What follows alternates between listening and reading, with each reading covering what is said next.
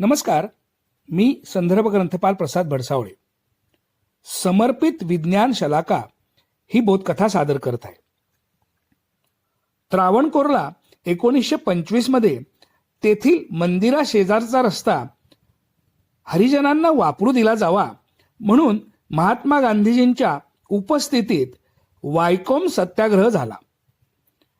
Anna मणी यांनी अत्यंत जवळून सर्व घटना पाहिल्या आणि लहान वयातच व्यक्ती स्वातंत्र्याबरोबरच समानतेचे मूल्य आयुष्यभर जपायचे ठरवले.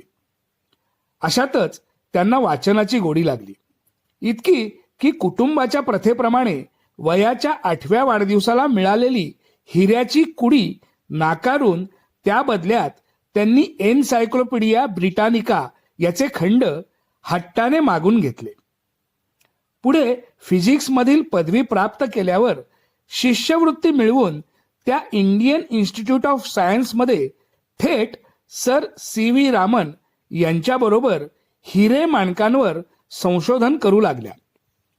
विशेष म्हणजे रामन यांच्याबरोबर प्रत्यक्ष काम करणाऱ्या त्या एकट्याच महिला वैज्ञानिक ठरल्या. रत्ने ही अंगाखांद्यांवर मिरवण्यासाठीच नसून त्यांचे तेज, इतर वस्तुनिष्ठ विशिष्ट गुण हे अभ्यासण्यासाठीही आहेत, अशी ॲना मणी यांची धारणा होती.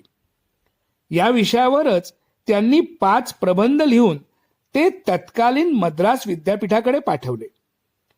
अभ्यास पूर्ण असूनही त्यांना PhD नाकारली गेली, कारण त्यांच्याकडे MSc ही पदवी नव्हती. यावर त्या म्हणाल्या, नसेन का PhD, मी माझे संशोधन पुढे चालूच ठेवीन.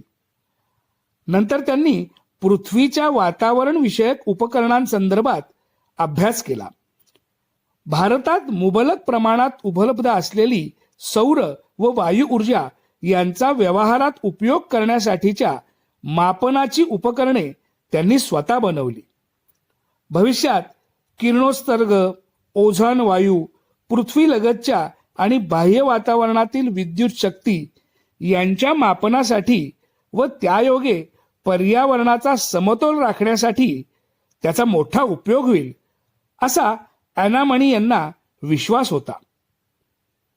केवळ संशोधनासाठीच या विज्ञान शलाकेने आपले आयुष्य समर्पित केले. धन्यवाद.